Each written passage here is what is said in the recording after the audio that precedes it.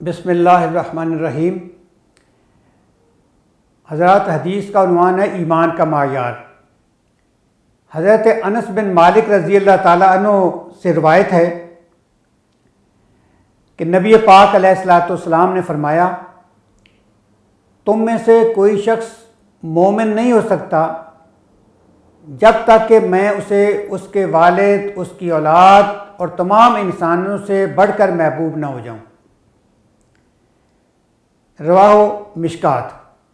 اور ایک دوسری روایت اس کی مزید تشریح یہ کرتی ہے کہ نبی پاک علیہ الصلاۃ والسلام نے فرمایا کہ تم میں سے کوئی شخص اس وقت تک مومن نہیں ہو سکتا جب تک میں اس کو، اس کے والد، اس کی اولاد، تمام انسانوں، حتیٰ کہ اس کی جان سے بھی زیادہ محبوب نہ ہو جاؤں۔